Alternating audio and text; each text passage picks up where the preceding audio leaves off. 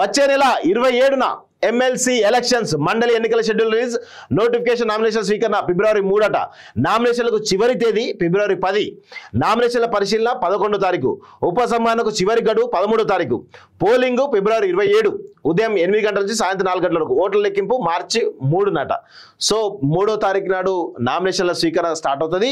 ఆ తర్వాత నామినేషన్ చివరి తేదీ 10వ తారీఖు, అంటే 7 రోజులు ఉంటుంది. నామినేషన్ పరిశీలనకు 1 రోజు ఉంటుంది. ఉపసంహరణకు 2 రోజులు టైం ఇచ్చారు. పోలింగ్ 13 నుంచి 27, అంటే దాదాపు 14 రోజుల ప్రచార సమయం ఉన్నది. ఆ తర్వాత ఫిబ్రవరి 27 అయిపోయిందంటే ఇంకా 3 రోజుల తర్వాత మార్చి 3న ఈరోజు ఓట్ల లెక్కింపు జరుగుతుంది. దీనిపైన ప్రధానమైనటువంటి పార్టీలు ఆల్రెడీ బీజేపీ చాలా దూకుడుగా ముందుకు పోతా ఉన్నది. బీజేపీ అయితే చాలా దూకుడుగా ముందుకు పోతున్న విషయం మనం చూస్తా ఉన్నాం. సో ఇక్కడ మెయిన్గా టీచర్స్ ఎమ్మెల్సీలు 2, ఒకటి కరీంనగర్ గ్రాడ్యుయేట్ ఎమ్మెల్సీ ఒకటి. సో కరీంనగర్ గ్రాడ్యుయేట్ ఎమ్మెల్సీ ఈరోజు ప్రతిష్టాత్మకంగా మారింది. సో దీనికి సంబంధించి చాలా పెద్ద ఎత్తున ఎవరికి వారు ఇటు బీజేపీ కానీ కాంగ్రెస్ కానీ లేదంటే బీఆర్ఎస్ కానీ ప్రత్యర్థులు బలమైనటువంటి ప్రత్యర్థులు దాంట్లో ఉన్నారు. అదేవిధంగా ఆ గ్రాడ్యుయేట్ సంబంధించినటువంటి ఎవరైతే ఆశావాళ్ళు ఉన్నారో గత 6-7 నెలల నుంచి కూడా గ్రౌండ్లో చాలా సీరియస్గా తిరుగుతున్న విషయంలో మనం చూస్తూ ఉన్నాం. అగ్రనాయకులంతా ఆ గ్రాడ్యుయేషన్ స్థానం వారే ముందే చేతులెత్తేసినటువంటి బీఆర్ఎస్ అభ్యర్థిని ప్రకటించిన బీజేపీ 3-4 రోజులు కాంగ్రెస్ అభ్యర్థి హోరాహోరీగా మారనున్నటువంటి ఎన్నిక అంటూ ఒకరిని చూస్తా ఉన్నాం. ఒకసారి దాని గురించి కూడా కరీంనగర్ ఎమ్మెల్సీ ఏ విధంగా ప్రతిష్టాత్మకో ఒకసారి చూద్దాం. కరీంనగర్ పైనే ఫోకస్ గ్రాడ్యుయేట్ ఎమ్మెల్సీ. అగ్రనాయకులంతా ఆ గ్రాడ్యుయేట్ స్థానం వారే ముందే చేతులెత్తేసినటువంటి బీఆర్ఎస్ అభ్యర్థిని ప్రకటించిన బీజేపీ 3-4 రోజులు కాంగ్రెస్ అభ్యర్థి హోరాహోరీగా మారినటువంటి ఎన్నిక అంటూ చూస్తున్నాం. కరీంనగర్ గ్రాడ్యుయేట్ శాసన మండలి ఎన్నిక అన్ని పార్టీలకు ప్రతిష్టాత్మకంగా మారింది. 3 పార్టీలకు సంబంధించిన అగ్రనాయకత్వం ఈ నియోజకవర్గ పరిధిలో ఉండడంతో ఈ ఎన్నిక హాట్ టాపిక్ గా మారింది. ఈ స్థానంలో గెలవడం రాజకీయ పార్టీలకు ప్రతిష్టాత్మకంగా మారింది. షెడ్యూల్ రావడంతో ఒక్కసారి ఎన్నిక హీట్ ఎక్కింది. కరీంనగర్ పరిధిలోకి కరీంనగర్, నిజామాబాద్, మెదక్, ఆదిలాబాద్ సో ఈ ఉమ్మడి జిల్లాలు వస్తాయి. కొత్త జిల్లాలను పరిగణలోకి తీసుకుంటే 15 జిల్లాలు చూడండి, 15 జిల్లాలు, 6 లోక్సభ నియోజకవర్గాలు, 42 ఎమ్మెల్యే స్థానాలు ఉన్నాయి. ఈ నెల 6న ప్రకటించిన ఓటర్ తుది జాబితాలో 3.41 లక్షల ఓటర్లు ఉన్నారు. కరీంనగర్, ఆదిలాబాద్, మెదక్, నిజామాబాద్ ఉమ్మడి జిల్లాలో 15 కొత్త జిల్లాలు, 6 లోక్సభ, 42 ఎమ్మెల్యే స్థానాలు ఉన్నాయి. గత ఎన్నికల్లో కాంగ్రెస్ పార్టీ అభ్యర్థి జీవన్ రెడ్డి గెలుపొందారు. దీంతో కాంగ్రెస్ పార్టీకి సరికొత్త ఉత్సాహం వచ్చింది. బీఆర్ఎస్ ఎన్నికల్లో పోటీ చేయాలని నిర్ణయించింది. అయితే ఈ నిర్ణయాన్ని అధికారికంగా ప్రకటించలేదు. గత ఎన్నికల్లో ఇక్కడ నుంచి పార్టీ అభ్యర్థి ఎవరూ పోటీ చేయలేదు. అయితే ఇండిపెండెంట్ గా పోటీ చేసినటువంటి రవాణా శాఖ అధికారి చంద్రశేఖర్ గౌడ్ కు మద్దతు ఇచ్చింది. కాంగ్రెస్ పార్టీ అభ్యర్థిని ఖరారు చేయడానికి పార్టీ మంత్రులు, ఎమ్మెల్యేలు, ముఖ్య నాయకులు అభిప్రాయం సేకరించింది. వీటన్నింటినీ మరోసారి చర్చించి అభ్యర్థి పేరుపై అధిష్టానానికి నివేదిక ఇవ్వనున్నట్టు చూస్తా ఉన్నాం. కరీంనగర్ నియోజకవర్గ పరిధిలోనే పీసీ అధ్యక్షుడు మహేష్ కుమార్ గౌడ్ ఉన్నారు. ఆయనకు ఎన్నిక ప్రతిష్టాత్మకంగా మారింది. పీసీ అధ్యక్షుడిగా నియమితులైన తర్వాత తొలిసారి ఎన్నిక జరుగుతున్న నేపథ్యంలో ఆయన ప్రతిష్టాత్మకంగా తీసుకున్నారు. కాంగ్రెస్ వచ్చాక ఉద్యోగ అవకాశాలు సాఫీగా సాగుతున్నాయి. ఎక్కడ కూడా కోర్టు కేసులు లీకేజ్ లేకుండా సజావుగా జరగడంతో నిరుద్యోగులకు ప్రభుత్వంపై నమ్మకం పెరిగింది. ఇది మాత్రం వాస్తవం. సో మరి గ్రాడ్యుయేట్స్ ఎట్లా ఓట్లేస్తారు అనేది చూడాలి. బీజేపీకి ఉత్తర తెలంగాణ కీలకంగా మారింది. పార్టీకి సంబంధించిన ప్రజాప్రతినిధులు ఈ నియోజకవర్గ పరిధిలోనే ఉన్నారు. ఒకప్పుడు హైదరాబాద్ పార్టీగా ప్రచారం చేసినట్టు బీజేపీకి ఇప్పుడు ఉత్తర తెలంగాణ పట్టు సాధించింది. ఇక్కడ నుంచే కేంద్ర సహాయ మంత్రి బండి సంజయ్, 4 ఎంపీలు ఉన్నారు. పార్టీకి ఉన్న 8 ఎమ్మెల్యేలు 7 ఈ జిల్లాల పరిధిలో ఉన్నారు. బీఆర్ఎస్ అధినేత కేసీఆర్ వర్కింగ్ ప్రెసిడెంట్ కేటీఆర్, హరీష్ రావు కూడా వీళ్ళంతా కూడా ఈ నియోజకవర్గం సంబంధించిన వాళ్ళే. సో కరీంనగర్ పరిధిలో అగ్రనేతలు కాంగ్రెస్ నుంచి పీసీ అధ్యక్షుడు మహేష్ కుమార్ గౌడ్, మంత్రులు దామోదర నరసింహ, శ్రీధర్ బాబు, పొన్నం ప్రభాకర్, ఎంపీలు గడ్డం వంశీ, సురేష్ షెట్కర్, పార్టీకి చెందిన 20 మంది ఎమ్మెల్యేలు. బీజేపీ నుంచి కేంద్ర మంత్రి బండి సంజయ్, ఎంపీలు అరవింద్, నాగేష్, రఘునందన్ రావు, 8 మంది ఎమ్మెల్యేలు, 7 ఇక్కడ నుంచి ప్రాతినిధ్యం. బీఆర్ఎస్ అధ్యక్షుడు కేటీఆర్, హరీష్ రావు, కవిత 15 మంది ఎమ్మెల్యేలట. సో మొత్తానికైతే ఈ కరీంనగర్లో అటు కాంగ్రెస్ కు బలమైన నాయకత్వం ఉన్నది, బడా నాయకులు ఉన్నారు, బీజేపీకి బడా నాయకులు ఉన్నారు, బీఆర్ఎస్ మొత్తం కూడా అక్కడే ఉన్నది. సో ఇప్పుడు ఎవరు గెలుస్తారు, ఎవరు ఓడిపోతారు, ఎవరు పోటీ చేస్తారు, ఎవరు పోటీ చేయరు, ఇది చాలా ప్రతిష్టాత్మకంగా ఉన్నది. బీఆర్ఎస్ పోటీ చేయదు అనేటువంటి దానిలో చాలా స్పష్టంగా కనబడతా ఉంది.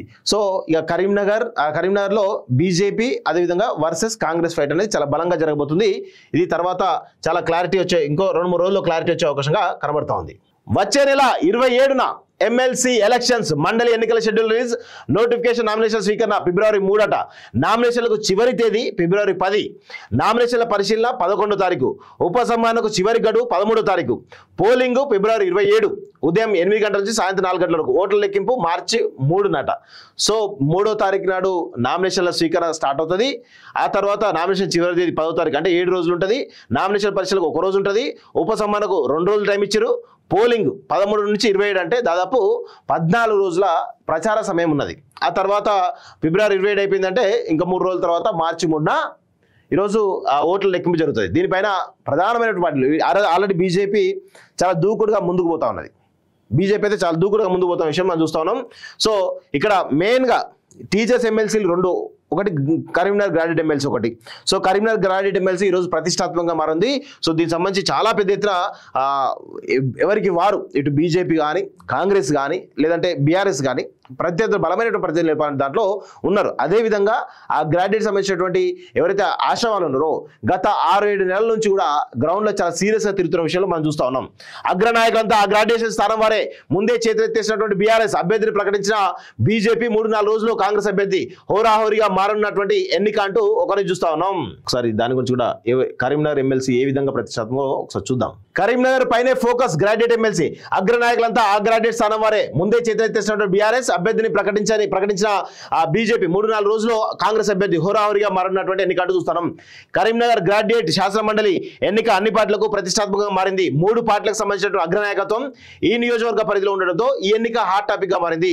ఈ స్థానంలో గెలవడం రాజకీయ పార్టీలకు ప్రతిష్టాత్మకంగా మారింది. షెడ్యూల్ రావడంతో ఒక్కసారి ఎన్నిక హీట్ ఎక్కింది. కరీంనగర్ పరిధిలోకి కరీంనగర్, నిజామాబాద్, మెదక్, ఆదిలాబాద్ సో ఈ ఉమ్మడి జిల్లాలు వస్తాయి. కొత్త జిల్లాలను పరిగణలోకి తీసుకుంటే 15 జిల్లాలు, చూడండి 15 జిల్లాలు, 6 లోక్సభ నియోజకవర్గాలు, 42 ఎమ్మెల్యే స్థానాలు ఉన్నాయి.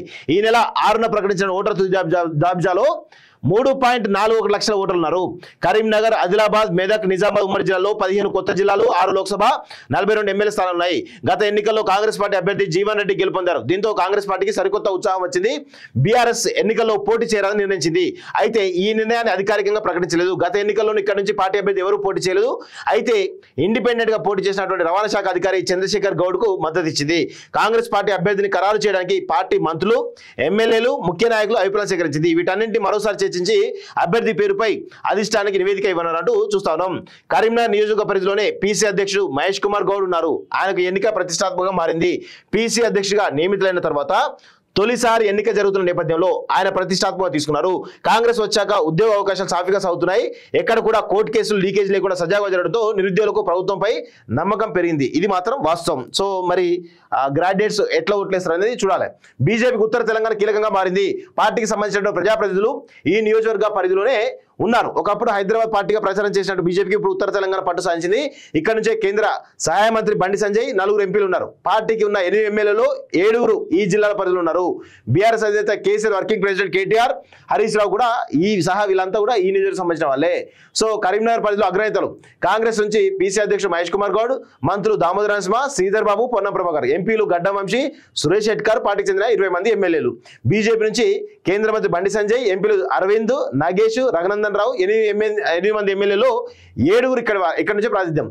బీఆర్ఎస్ అధ్యక్షుడు కేసీఆర్, కేటీఆర్, హరీష్ రావు, కవిత 15 మంది ఎమ్మెల్యేలట.